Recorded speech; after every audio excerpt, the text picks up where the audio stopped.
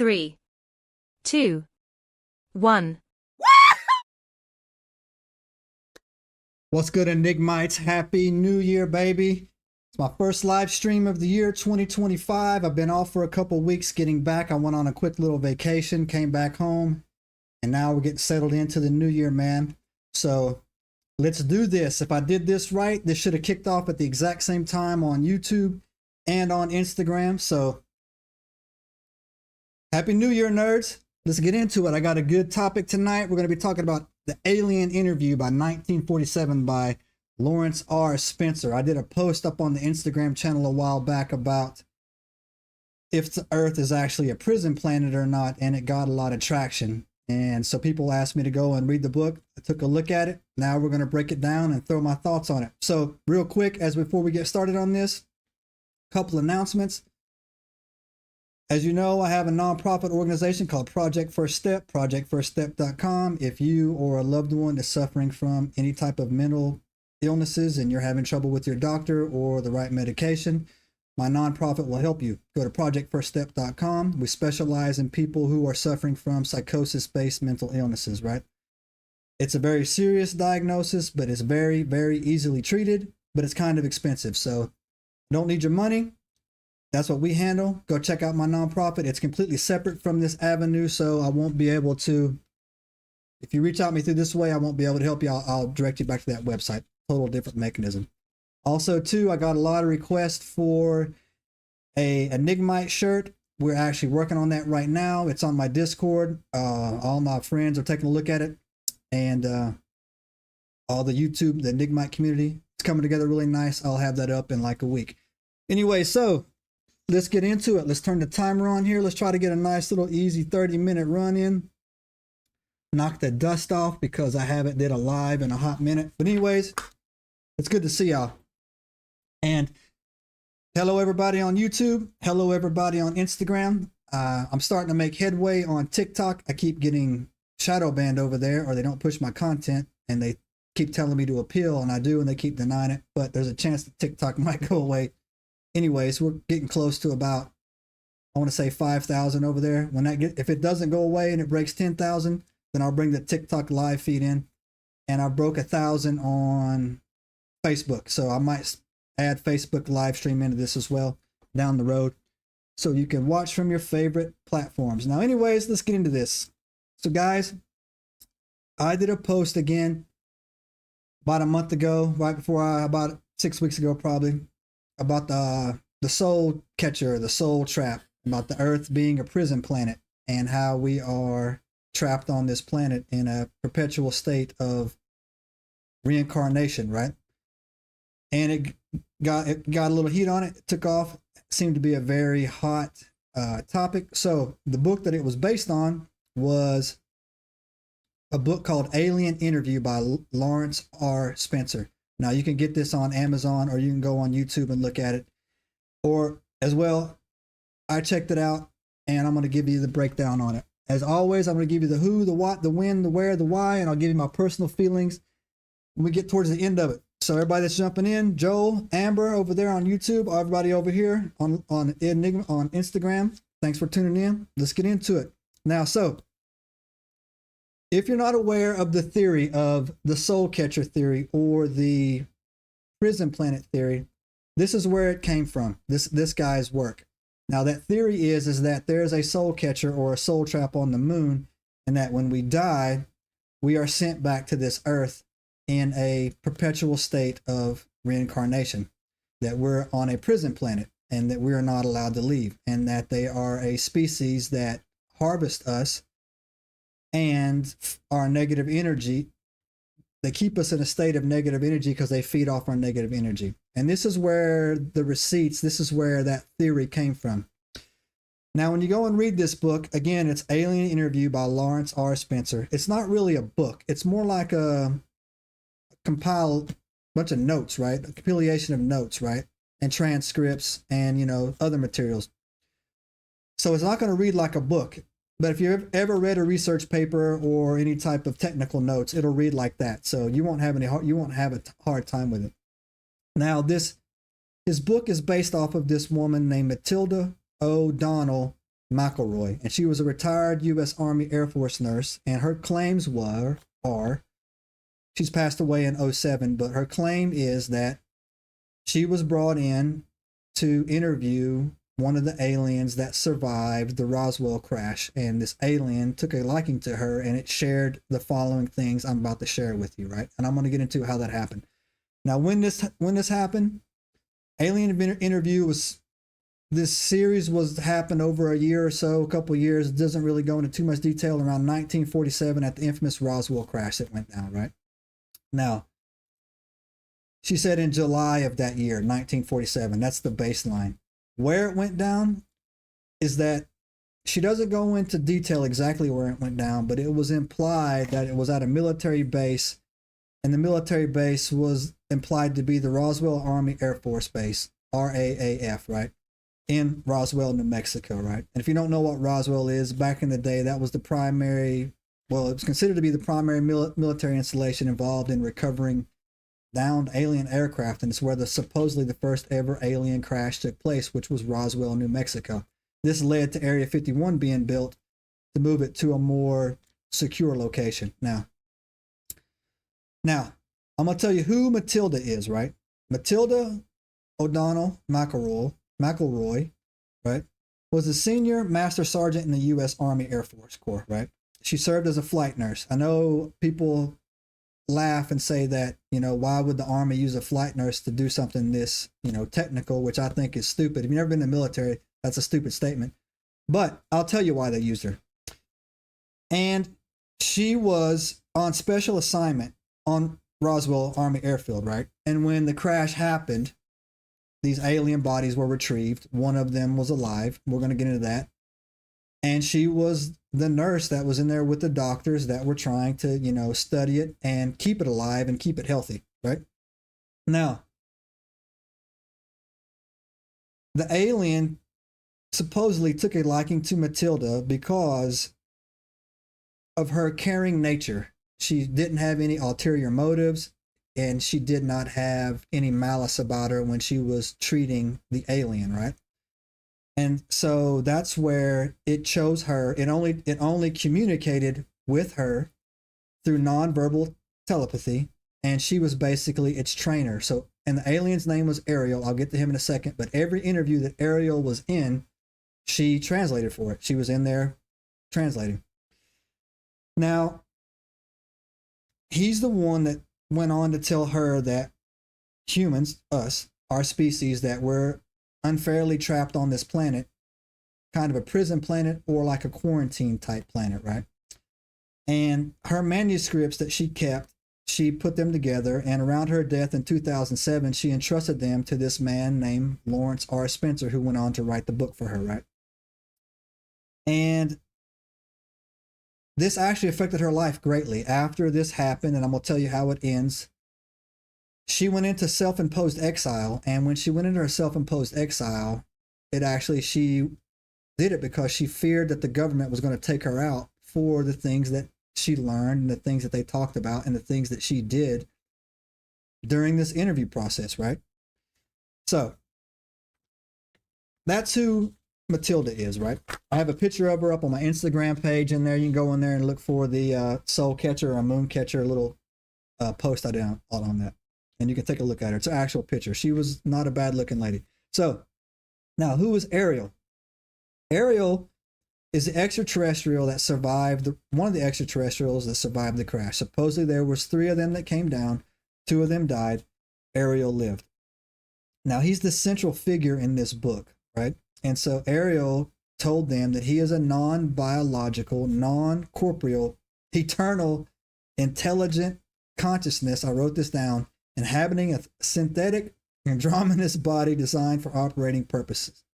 So basically what he said is that the body that he was in was specifically designed for our atmosphere, and he is basically a consciousness, an eternal, never-ending, intelligent consciousness, and that he was choosing to inhabit this body for the sole purpose of surviving on our atmosphere and, on this material plane.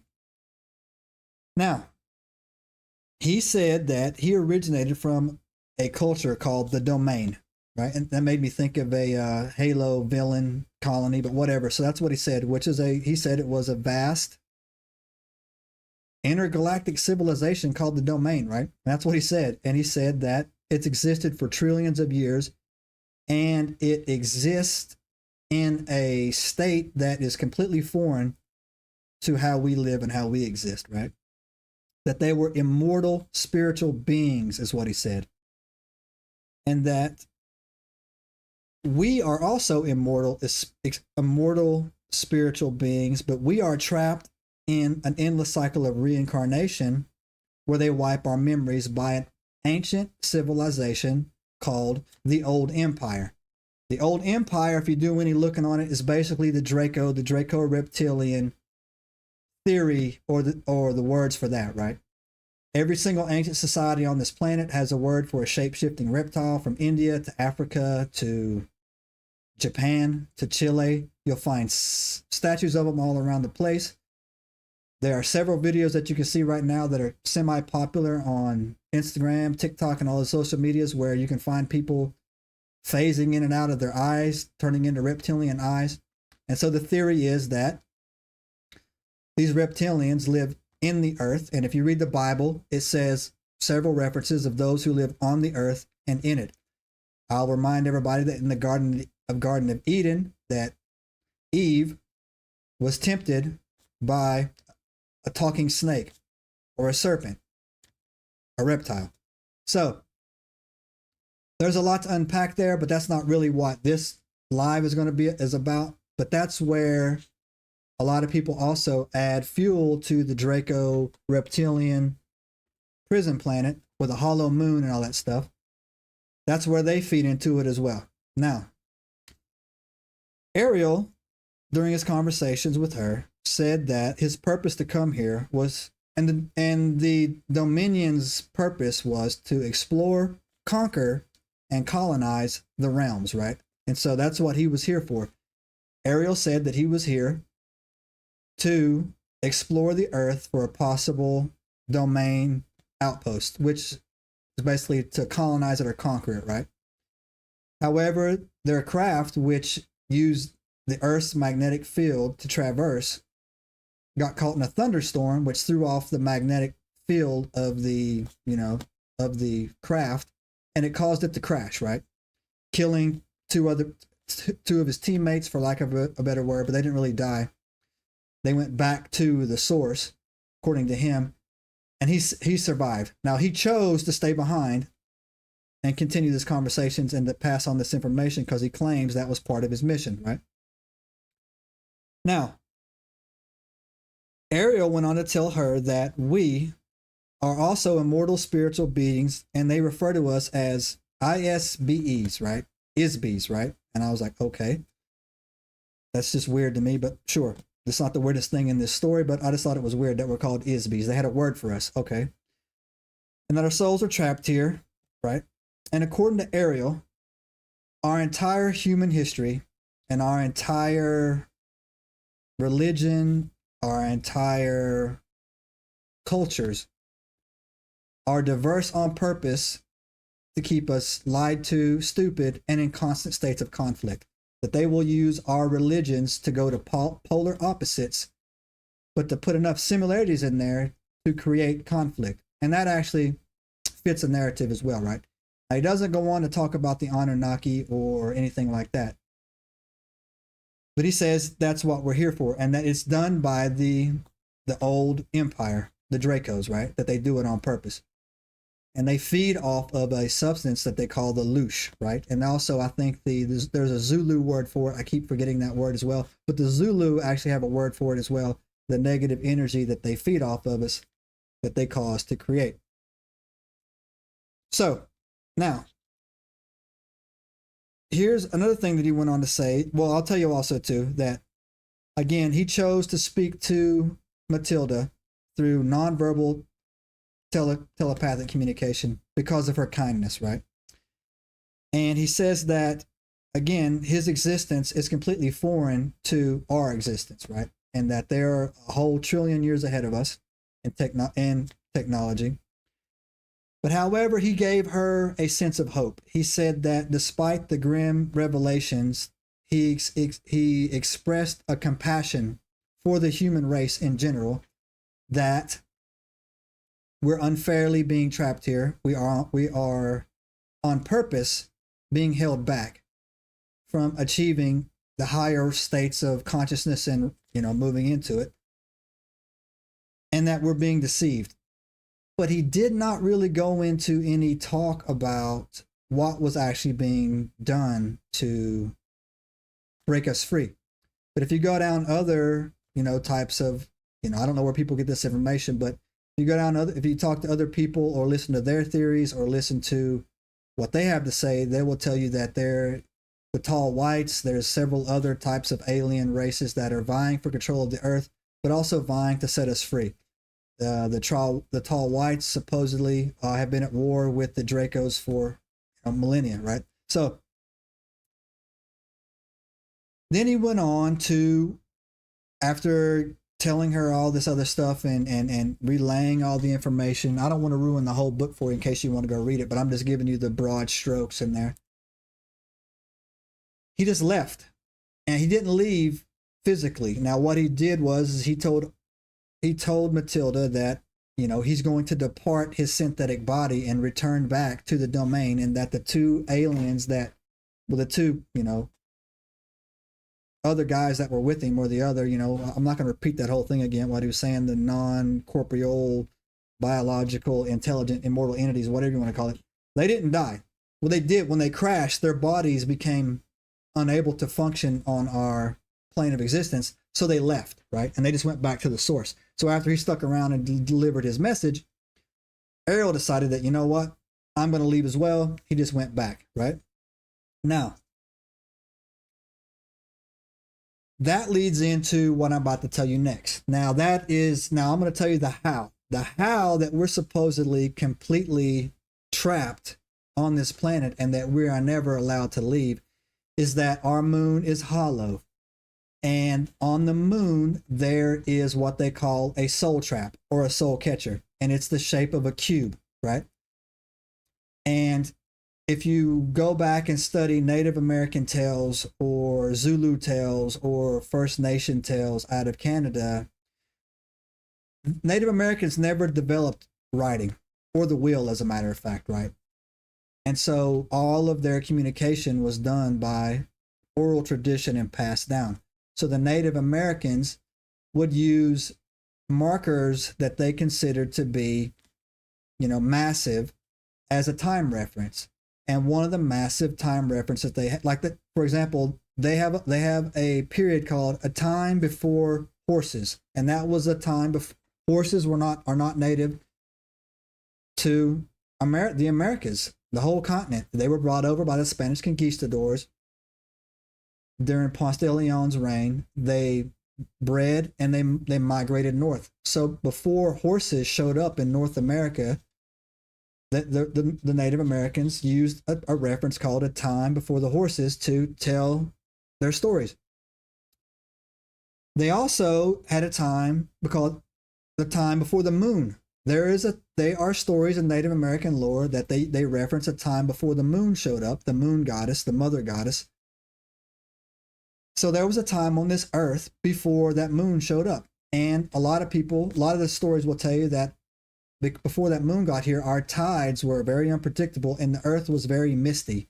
And when the moon showed up, it stabilized the ebb and flow of the tides, which stabilized basically and allowed us to form clouds.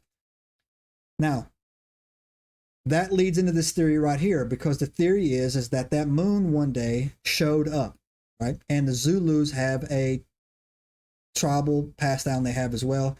And I think the Dogon have as well, that the moon showed up, that it was hollow, and a species came out of the moon, right? And the species were reptilian shapeshifters. The Hopis' origin story is about reptilian shapeshifters brought them out of the Grand Canyon. We did a podcast on that. You can go on to our YouTube channel, go in the archives and find it. And they refer to them as the ant people, not because they looked like ants, it's because they lived like ants. They lived inside the earth. So, and on our moon that was supposedly brought into our atmosphere, there is or was a cube-shaped object up there, and they said that that was the soul trap or the soul catcher.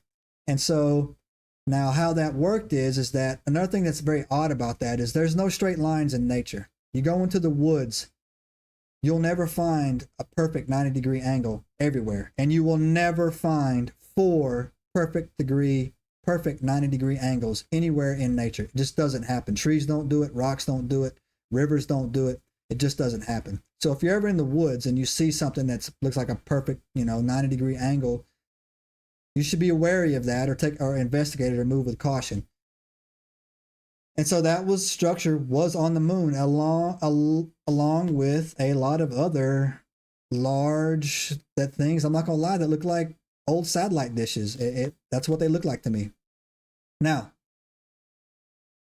supposedly that was destroyed last year. I don't know how people know that, but it was said that the soul catcher was killed during the eclipse. They said during the solar eclipse that went down in 2024, they blew that soul catcher up. And that's why the atmosphere or the feeling or the heaviness seemed to lift. And that's why people started awakening, being more sensitive to things, and started, being able to, be more mindful of what they see. And I will say that there has been a noticeable cryptid sightings have picked up, UAPs and orbs have picked up in 2024. And I will say that, especially when you get into things like dogman sightings have seemed to really explode in 2024. And I don't know why. And again, if you watch my channel at all and you watch me and my boys get down over here, we don't pretend to know things when we don't know. If we don't know, I don't know. And so, but I do know that I felt it. I did a reel on my Instagram channel talking about how I felt different after the eclipse. I think it was in April or something like that. So anyways, supposedly that's destroyed. And supposedly now we're able to leave and flee or evolve into a higher, our higher dimension. I don't know who destroyed it. They'll use a term like the white hats, or this makes me crack up when they say the terms like the Galactic Federation. That just makes me chuckle a little bit. So, but anyways, I don't know why, but it just seems too Star Trek-y. But again, they say that it was blown up. Now, that leads me into the next thing that I got to tell everybody. And we've had conversations about this on our show. We just did a talk about, deja vu and reincarnation. If we were trapped in a permanent state of instant, reincarnation, how then that would mean that there must be a finite number of souls on this planet. How do we explain, population increase, right? I don't have that answer. I do know that I have deja vu so bad sometimes that it makes me nauseous, right? I cannot stand deja vu. I have the most violent cases of deja vu of most people that I know. And if you don't know what deja vu is, doctors will tell you that it's your brain reorganizing your memories while you're awake.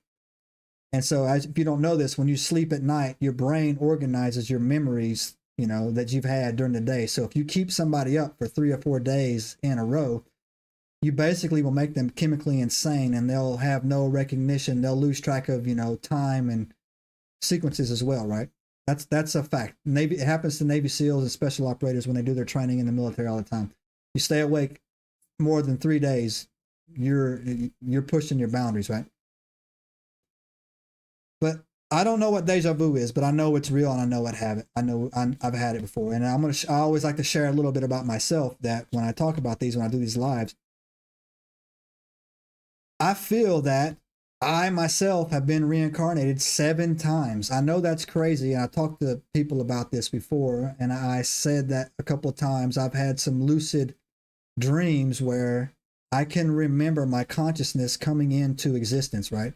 And you guys know me, man. You watch my show, you see me laugh, you see me cut up, I'm in person. I don't have any crystals around here. I don't understand what razor vibration means. I'm not into any of that, right? I'm just telling you how I feel, right? And let's be honest, man, that's not the craziest thing you've ever heard me say. But I had a lucid dream one time, and I remembered my consciousness coming into existence, and I was in a still pool of black fluid, and a raindrop that was me shot out of the fluid but went up. It came up. And I have also had lucid dreams about other things. And I don't know why, man. I just feel that. Or I don't really have any, past life memories or any regressions or anything like that. But I just feel that I've been reincarnated like 7 times. And I've also met people that I've met children who are incredibly intelligent at 3 or 4 years old. And they use the term in the South. I don't know if they do it other places. Country folk will use the term, he's an old soul or she's an old soul, right? When you meet a 3-year-old who has extremely high emotional intelligence and great problem solving skills, right? It's kind of rare. And when you meet little kids who act like old men or old ladies, I've seen it. I can't really explain it other than that, but I don't know if anybody else has had those type of experiences. But the old soul phenomenon is real, right? Now, also, I don't run away from my faith. I'm a Christian, and I believe what the Bible says. But also, I'll also know that our Bible has been tampered with. We've been lied to. The mysteries of it have been scrambled. There's a lot of stuff coming out on this thing. I just heard something today about the Gadsden Bible, which I'm not familiar with, about how completely manufactured and changed it was. There's things lost in translation. Jesus' original language was Hebrew, and also he spoke Galilean Aramaic. In Galilean Aramaic, the word for God is Allah, right? And so it went from, he spoke both those languages, but it went from Hebrew to Greek to Latin, or to Rome, I think it was Hebrew, Latin, Greek, and then it went into the King James, and then it went into, Ethiopian, and then it just spread across, right? So there could be things lost in translation in there. There could be, but as far as the Bible talking about reincarnation, Jesus does promise everlasting life if you believe in him, but it doesn't go into the details of the form.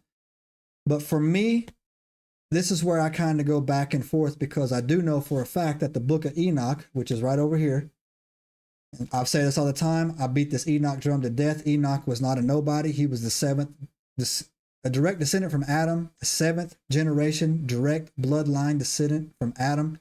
God loved Enoch so much that he took him. Enoch was called the scribe. Enoch was on the earth the same time the Watchers, the Nephilim, the Fae, the Anunnaki, whatever you want to call them, were on the earth, and they were not allowed to touch him. They actually revered him and referred to him as the scribe. Before the floods, the giants and the Watchers went to Enoch and asked Enoch to petition God on their behalf not to kill them, and he did. And God said no. It's in the Book of Giants. Go check that book out. And if you read the current Bible in its form, it references Enoch. And it references also the Book of Jubilees, which is back there, which they took out. If you read Genesis and then you read the Book of Enoch, Genesis makes perfect sense. Perfect sense. It is a great chronological time event that explains what the Nephilim are, what the giants are, what happened, where they came from, what they did, why they got punished, where the Fae, where all this stuff you see, Minotaurs, Centaurs, fairies, all that stuff, where it all came from, right? Goat man, Bigfoots, dog men, where it all came from, right? And so, but they took it out. God only took 2 people off this planet, man. He took Elijah and Enoch. Those will be the 2 witnesses in the book of the greater tribulations that come back, right? And they took it out. And again, I'm going to say something here in closing, and I don't want to offend anybody. I don't mind if I offend you, but I'm not trying to offend you. So if you got thick, thin skin, hear what I'm saying and not how I'm saying it. If you read the book of Revelations, it references the Whore of Babylon, which is the United States of America, and Mystery Babylon, which is the Catholic Church. Now, there's plenty of great people that are Catholics, and they do good works. They do good stuff, right? And that's the belief that we're taught, right? There's plenty of good people who are Freemasons. I used to be one. It's when you get to the top, it's when you put on those red robes and you become a cardinal. There's not no cardinal, every cardinal in the Catholic Church is a 33-degree Freemason. You cannot become a cardinal without becoming a Mason. Every secret society you hear about, Skull and Bones, all these, that's amateur hour. They're all Freemasons as well. That's just their little click up, right, that they go into. Now, if you don't believe that the Catholic Church is Mystery Babylon, if the upside down cross that they wear, if the fact that the Catholic Church spent, I think, $200 million on an observatory looking for extraterrestrial life, and the name of that observatory is Satan, you can go look it up. They named it Satan. I grew up in the South, Baptist church. I've seen some wild stuff. I've never seen anybody wear an upside down cross and say it was the cross of St. Peter. And I've never seen anybody name any church building as the Satan building. That's only the Catholic Church. Now, if you go and read the Bible, it'll also tell you that. Now, this is relevant to what I'm about to tell you here. If you go and read the Bible, it'll tell you that Satan's seat is in this place called Barsilla. And Barsilla was where St. Peter was taken. And if you look up the Catholic buildings, there's a temple. St. Peter's temple is in like Barsilla. It's a red brick building. It's the only red brick building in the Catholic community. And if you go and look at it, it's decorated with dragons, and so it's one, and they deal with other things as well, the pine cone and stuff like that as well. And that ties into this because the Catholic Church will tell you about this thing called Purgatory, where you go to learn your lesson before you move on. And if you follow it any further, it'll say that you get a do-over and you come back and you get to try it again. That's where this comes into. And again, that's not a knock on any types of Catholics, but that's 100% eye-opening wake up on the Catholic Church. And again, I shouldn't be your first stop. I shouldn't be your last stop. I should 100% be your first stop. It shouldn't be your last. If you don't believe me, go and look for yourself. Get off page 2 of Google. Go look on TikTok while it's got another 4 hours. go on Instagram. Some people have done some very, very, very good works about this, and they've done some very, very good documentation. The Roman Empire never ended. It just became the Holy Roman Empire. And if you don't believe me, all you got to go and look back. The last Roman emperor, which I think was his last name was Constantine, gave all the lands to the church and then moved to Constantinople, right? And in the Old Testament, in the New Testament, there's no such thing as a pope or a cardinal. St. Peter was not the first pope. It just doesn't happen. That's just the hierarchy that they put in place, right, to move forward with it. But do your own research, do your own stuff. There's a lot of mysticism in there, a lot of idolatry, a lot of other stuff in there as well that you can look at that directly ties into Saturn, sun god worship as well. So that's my wrap up on this. That puts us at about 30 minutes exactly. I don't want to keep anybody longer than that. I am torn on this theory. It has legs. I find it interesting, but I'm not willing to die on a hill for it and say that there is a soul trap on the moon that's been keeping us here in a perpetual state of reincarnation. People have pointed out that Ariel is an anagram for liar, that she was talking to a demon. And again, who knows? Can't rule that out. I wasn't there. That's how it is. So, nerds, you know how I do around here. That's all you get for $1. Oh, let me ask anybody. I'm trying to get better at this. I didn't read any comments the whole time. So, Instagram, you got any questions? Throw them out there now. We'll knock them down. All right, man. The YouTube chat's blowing up. Sorry about that, guys. Hope nobody was pointing anything out. Got any questions in the YouTube chat? Throw it out now. If not, forever hold your peace. Everything looks good. Thanks for everybody turning in over there and hanging out. Now I'm going to walk us out here in a very specific way. Before I do, I'm going to give myself a plug, my channel's a plug, Instagram. If you want to find our long form content, hit the link tree in the bio. Go over there. Follow us on YouTube. YouTube, if you would like to get into more of our short content that we do, the 90 second content, hit the link in the bio. Go over there. find us on Instagram, or like I said, I don't know if TikTok's going to be around much longer, but whatever the new platform to replace it is, we will go from there. So now I'm going to walk this out of here now. So Instagram, that's all you nerds get for $1. So I'll catch you next time. We are out. Now for a special line over there, YouTube, guys, thank you for turning in. Please give it a thumbs up. Please leave a comment.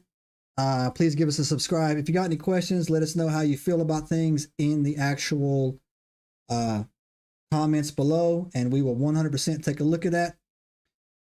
And again, that's all you get for $1, nerds, and I will catch you guys next time. We are out. Subscribe now and turn on the notifications to join us on this extraordinary journey into the unknown.